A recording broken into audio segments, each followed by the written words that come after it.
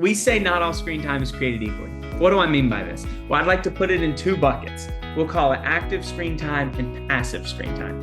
And so as you're jumping into the summer with your family, I want you to think about how can we maximize active screen time and minimize passive screen time.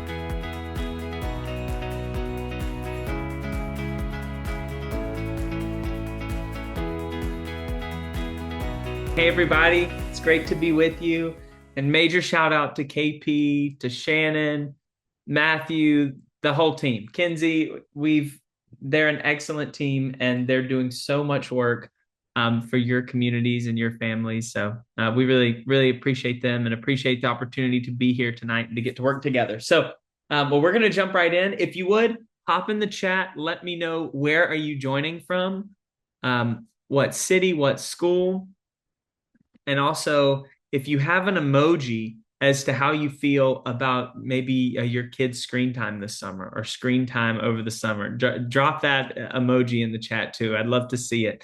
You may be wondering, who's this guy and what qualifies him to be talking to us tonight? And I'm glad you asked. My background is in social media strategy. It's working with brands and companies to reach more people online. I'm married to a teacher, Alexa, and the more time I've spent doing this, the I'm laughing because I saw Marie's face palm emoji. That's hilarious. The more time I've spent on tech, the more I realize all the challenges, all the downsides, but how we can help our students build a healthy relationship with tech. That's our goal. That's our heart.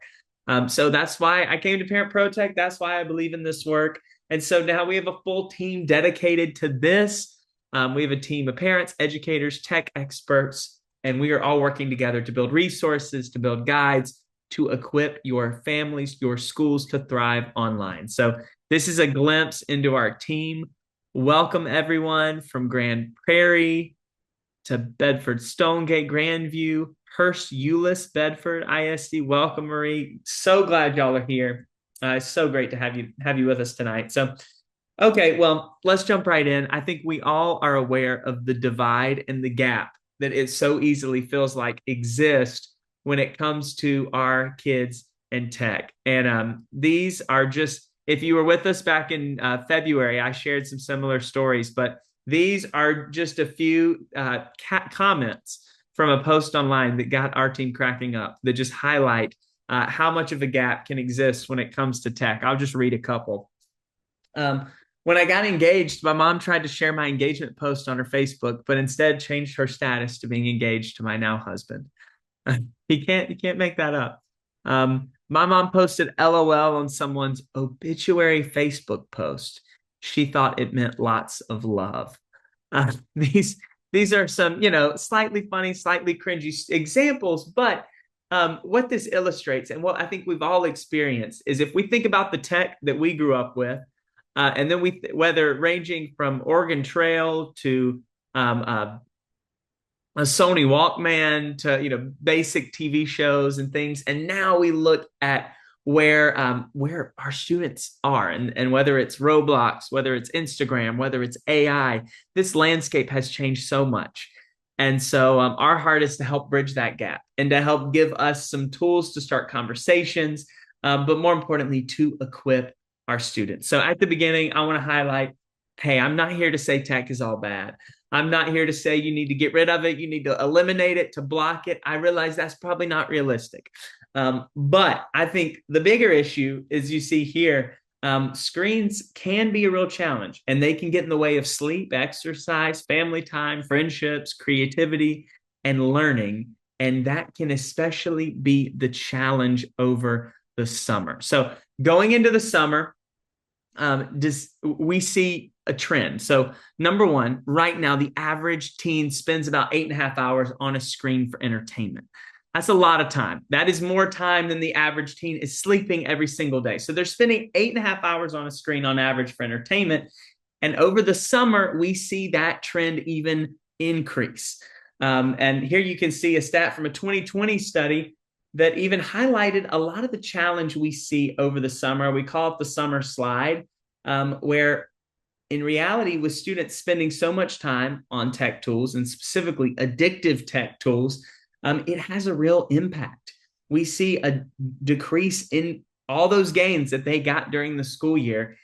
We see decline over the summer, and tech plays a big part of that. And so I think the two paths, sleep, limited expectations and structure, and accountability when it comes to tech. And so this is option one. We're here tonight because we want to help you avoid option one. And our heart is for the summer recharge. We think, hey, we all need a rest. We all need a reset. But we think we can align realistic expectations with our students, our kids' interests and passions, but also introduce tech and use tech in a more balanced and moderate way. And also really emphasize still the importance of sleep, the importance of other activities, and accountability around tech. So our heart for you is it's all about balance. And I'm going to spend the rest of the time talking about what this looks like. When it comes to tech use over the summer, I had a parent send me this, and this just cracked me up. Mom said, "Go play outside." I think many of you, your kids might have heard the phrase "go touch grass," and we've seen students sharing graphics of them holding a video game controller or a device while they have one finger on a blade of grass as the jokes. Again, we want to talk about what does it look like to develop healthy habits. And so at Parent ProTech, we have this kind of four-pronged approach. Now, we only have 20 minutes. I'm not going to go into great detail about every single thing, but I want to quickly highlight our principles because we've spent years doing this work in over 25 states. We're in 5,500 communities and schools, and we've learned a lot. We're not perfect, but we've learned a lot, and we've learned from a lot of the experts. And this is the framework that we think can really help equip your students online. So I want to talk about each of these, and then I want to lean into point number 4, because I think that is what has a lot to do with the foundation you set this summer. So when it comes to equipping your students to thrive online, number 1, I think we need to be looking in the mirror. I challenge all of you to look at your screen time. Think about the principles and the habits that you are setting when it comes to your tech use. Are you proud of the numbers you see? Are you proud of how much time you're spending on apps and screens? Would you be proud if your kids shared as much information online as you do? And if the answer is no, or maybe not, that's a great time to think about it, to reassess. And then number 2, we say it's really important to start the conversation. If your kids are online, it's very likely that they're encountering things that their brain might not be ready for. Their brain might not be able to fully process or contextualize.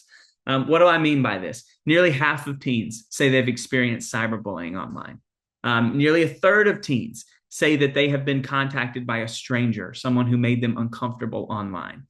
The average age right now for first exposure to pornography online is the age of 12. And many experts, even leaders at the Girl Scouts organization recently, were telling us in their research, they're finding that number to be closer to 8. So I don't say all this to scare us, but as one pediatrician told me, he said, I asked him for his challenge to parents, and he said that before parents hand over a smartphone, he said you can really tell if your child is ready for a smartphone if you have had all the conversations about everything that they're going to encounter on that device, if you have equipped them. So I think we need to be thinking about our own tech use. We need to be having conversations with our kids about what comes with that, the responsibility and the challenges and how to navigate that. Number 3, it's really important right now that we teach tech as a tool, not a friend. I'm talking about AI. We need to be especially aware of the limitations of our tech.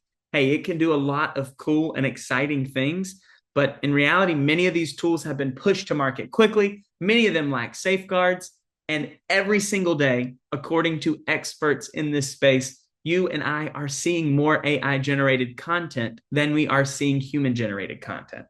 So again, we need to be thinking twice. And encouraging our kids to think twice when they're online. So that's our first 3 principles. And our 4th principle is all about creating healthy tech boundaries. And as we move into the summer, that's what I think is so, so important.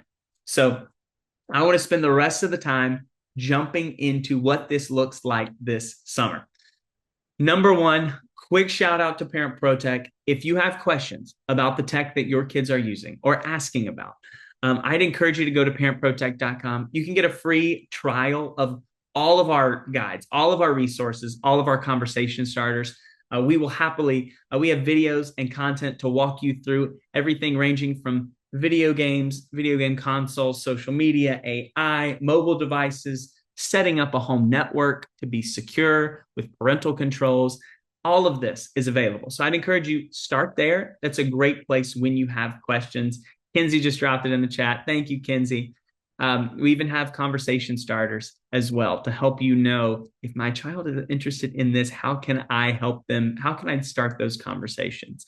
Also, another quick shout out before we jump in with the principles is or with the healthy tech boundaries is if you're wondering what type of tech is appropriate for your kid's brain development, for your child's brain, I'd encourage you to check out the Digital Wellness Lab at Boston Children's Hospital. They have this guide that is called the Family Digital Wellness Guide, and they highlight what the science, what the research says, but then they also apply that and give you recommendations on based on where your child is at developmentally. That's a great place to begin because I know many parents, they ask us, hey, coming into the summer, what is an appropriate amount of screen time? What types of screen time should I be allowing? What devices should I be allowing? Start here. Start at Parent ProTech. These will be two great places that can give you some research-backed guidance. Very solid places to start. Okay, when we think about boundaries, I want to highlight not all screen time is created equally. And thank you again, Kinsey. Kinsey is on it tonight. She got that second link in the chat already. We say not all screen time is created equally. What do I mean by this? Well, I'd like to put it in two buckets. We'll call it active screen time and passive screen time.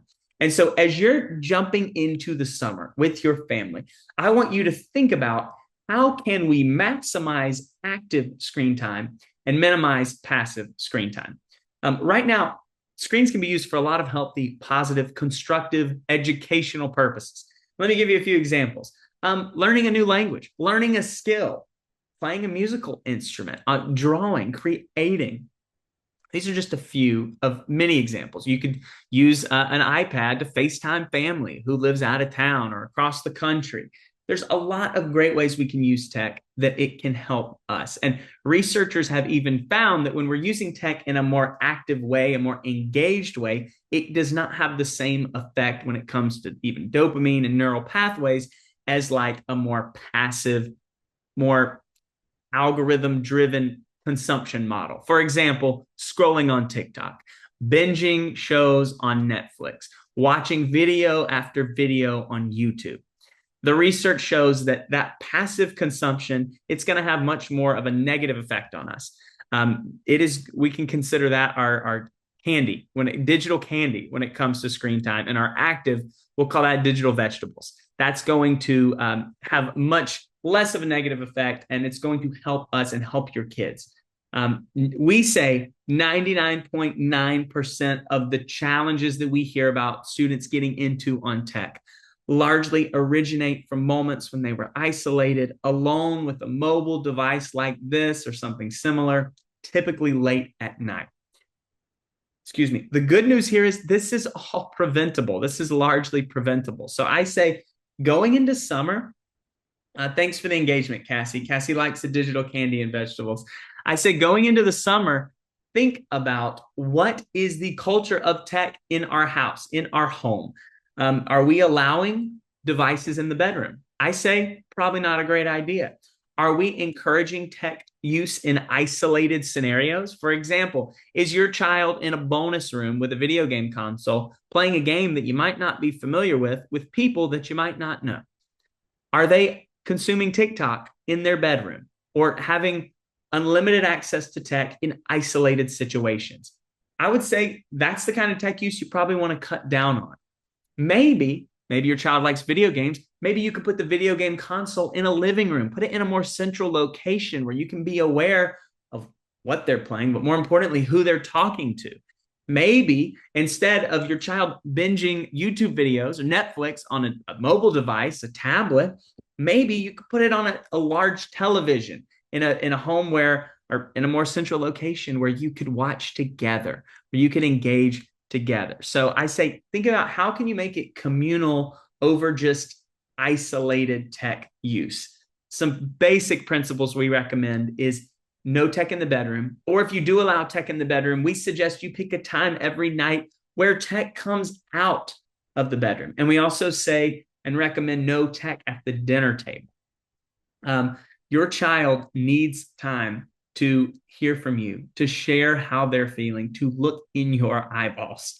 And the dinner table is just one example of a great place and opportunity you can have to do that. And tech can be such an easy, but also very real distraction. So these are great places to begin.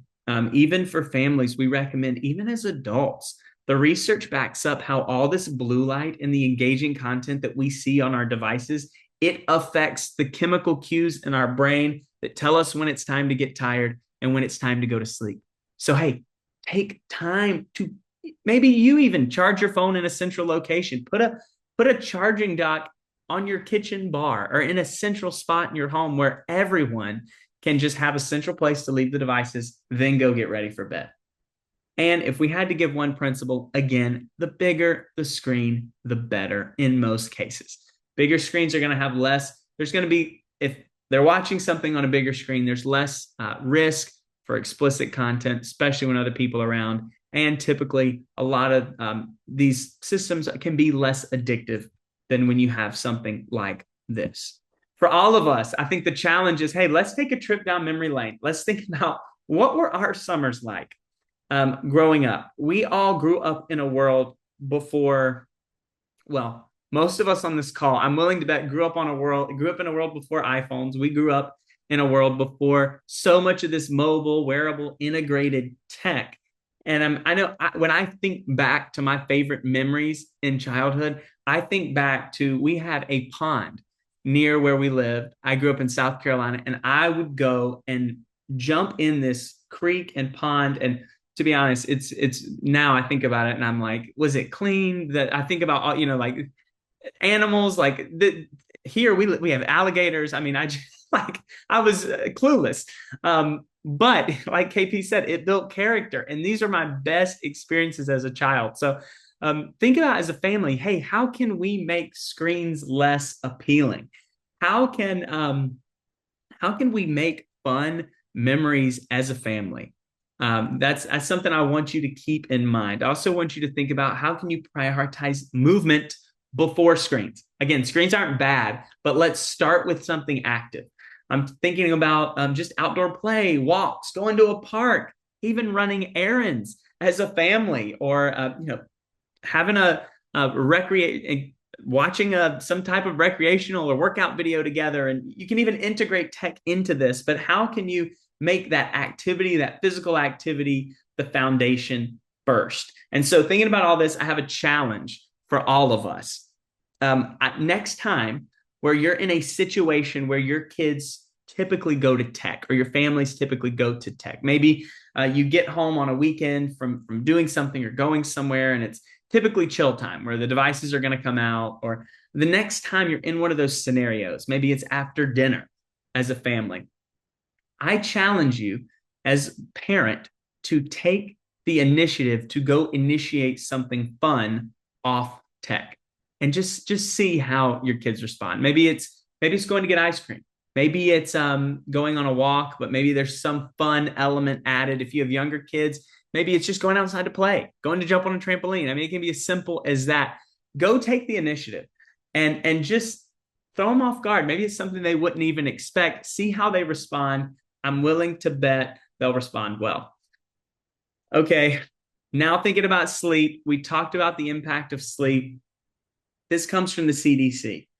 Kids and teens who don't get enough sleep are more likely to struggle with poor mental health, attention, and behavior problems, even injuries and long-term health risks. I mean, this is just self-explanatory. I think we can all agree and understand the importance of sleep. So again, think about maybe there's a central location for the devices. Maybe you don't allow tech in the bedroom. Keep that in mind. We even recommend that you take 30 minutes to an hour before bed and be thinking about your runway to sleep. Now, what do I mean? Our brains need time to wind down. This gets us ready for bed. It gets us off the addictive content, the engaging content. It's also getting us away from blue light.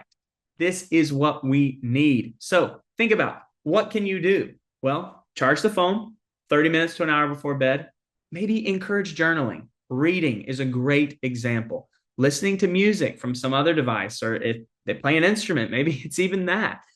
Think about, how can you encourage your brain to wind down off of devices. This will help you and your child get better sleep, and it also will help them and you develop a consistent rhythm when it comes to getting in bed on a somewhat regular schedule in a season that I know can be irregular, and that's all right. It doesn't have to be perfect, but I think at least starting with some sort of framework can be a great place to begin. The last thing I want to share here is, a lot of families ask us, hey, going into the summer, what's the best parental control tool I need to be aware of? I'm just going to be honest. There's not one. There's no perfect one. They all have their issues and mishaps. But if you have a child on a smartphone, a tablet, there's a great one that we do recommend called Our Parents. And I'm highlighting them because I love how they recommend filtering and blocking like typical parental control tools, but they also step into what they call digital well-being. And they have these kind of insights that will just give you an overall picture of how your child is using that device, where their screen time is going, but also kind of giving you some insights on what trends they see based on your child's use. And they even monitor AI tools, which is something new that I think is they're really leading the way with this. So that's a good tool to be aware of. A principle for all of us that's a great reminder, and it comes from Dr. Michael Rich. This is him. He's the he goes by the mediatrician. He's based in at Harvard Med. He spent years working with students who are struggling with tech, kids who are struggling with all the different aspects of tech. And recently I asked him, I said, if you could give one message to parents, one message to families, what would it be? And he said, my challenge is, if there's one thing that they could do, one simple thing that they could do that would alter the well-being and mental health of their kids and set them up for success in the long run, it is have a daily family meal. That's what he said. He spent years working with hundreds, even thousands of kids. And he said, the most important thing you can do is have a daily family meal. And he said, if you're struggling to get your kids to open up, he recommends what he calls car talks. And these are regular. Next time you're in the car, instead of turning on music, instead of turning on an audiobook, turn it down, turn it off, and just take time to ask questions to your child and let them open up. And just keep the questions coming. I know it may take time, but he says, when they're not having to make eye contact with you, sometimes it can be even easier for them to open up. So remember that, the importance of the family meal and car talks. Well, we're right here at the end. If anyone, Chanel says car talks are the best because they can't get away from you. That's exactly right. They're strapped in. Nothing they can do. Well, if there's any way we can support for Parent ProTech, we have a full curriculum and resources for your community, for your schools. We would love to talk more. You can go to parentprotech.com, shoot us a message. But I would love to, with our remaining time, if anyone has a question, drop it in the chat. If there's any thoughts you've had after this conversation tonight, I know it was quick, but I hope there's something valuable you took out of it. So any questions, any feedback, I would love to hear that. And again, if you have any questions for our team at Parent ProTech, maybe you're even struggling to navigate a device. Maybe you know your child's on Roblox, but you don't know what you need to be aware of. You're not fully aware of maybe some of the risks or the parental controls that you could set up.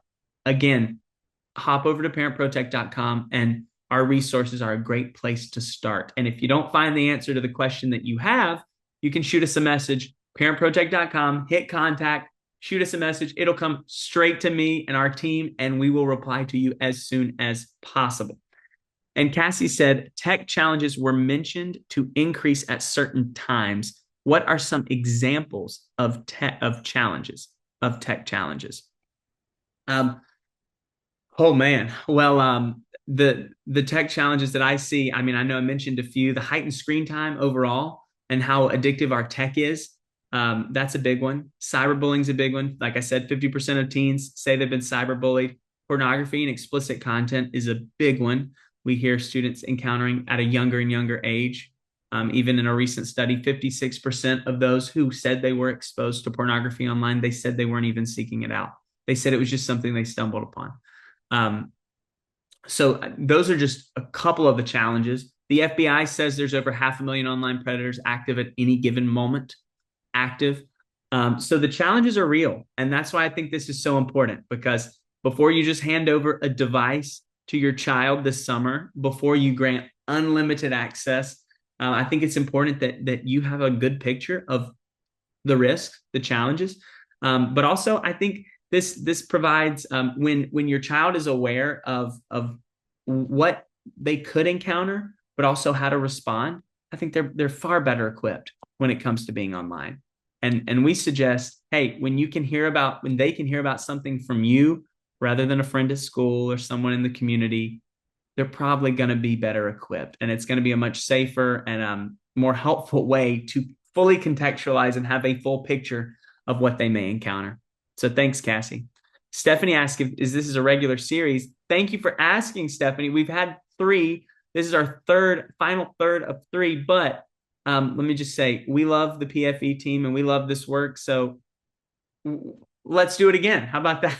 But if it's something that you'd want to do in your community, shoot us a message at parentprotech.com, and we would love to send you information on what that might look like. Yes, Let's do and it. Stephanie, also some of these, as well as a couple of other series that were um, intended for educators, are available through our website and on our YouTube page. And I bet Kinsey can drop the link to that YouTube page in the chat, and you can go there. The Wonderful. two that we did previously on AI are there, and then we did one last month or the month before, Joshua, on World Internet Day, World Safer Internet Day. What was it? Safe for Internet Day. You got Safer it. Internet Day. Yep. So those are all there and available. I would agree with you. These are so good. I think they're like bite-sized nuggets. It's not a whole lot of information that it's so overwhelming. They're very, I think, bite-sized nuggets where it's very, you can get the information you need and it gives you enough to make you curious and want to go dig more. And Joshua has said it, and we say it every single time. This information changes daily for our kids. And so Joshua and his team, they do a great job of keeping their resources updated on their Parent ProTech website. Thank you, KP. Well, a couple last things I saw come in, I'll quickly respond to, and then I'll let everyone get back to their nights. Is Shalane says, I will hop over to the site to learn more about Roblox. I love it. And I will say, Shalane, we just covered Roblox in our most recent newsletter because this summer they're rolling out, they have had so much backlash, and they even recently lost a big lawsuit. I believe it was in Nevada, that has forced them now to institute different experiences based on your child's age. So the important thing too, if you have a child on Roblox, is make sure they were honest about their birth date when they signed up. And if they weren't, it's Roblox has even instituted AI age checks, and it's a little complex. I'm not going to lie. It's they don't make it easy. But if you have any questions, let us know. But making sure their birth date is correct is how you will make sure that they are in the proper version of the game that has moderated chat, a safer experience if they're younger compared to an adult who can access everything and then some on Roblox. Adrian has one more question. I do not allow screen time during the week, but on the weekends, my kids are like addicts and completely obsessed. How do I create a balance? Well, I would say, number one, Adrian, you're not alone. And I think you even separating the weeks and the weekends, that's one thing we've heard from experts that can be helpful. Other tips I would say is how can you the more that you can institute schedules and expectations around what is allowed, probably the better.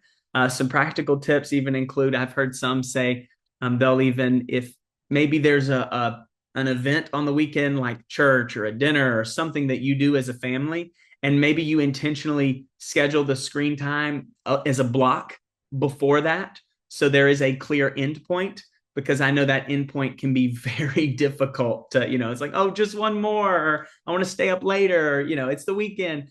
Maybe if you can structure it that way, where there's a clear time where it's like, hey, we're getting up and going somewhere, it's that can be an easier kind of thing to help kids disconnect in a moment. But already, I think it sounds like you're already doing great with your family when it comes to separating that. Um, and Marie says, thank you. Oh, yes. Thank you to HEBISC families for popping in. Seriously. So it's so great to have you all with us. And I won't take any more of your time. But if you have any other follow-up questions, parentprotech.com, we would love to connect with you. And I want to leave you all with a hopeful word. I just want to say, I know all of this can feel overwhelming when we look at the data and some of the challenges with tech.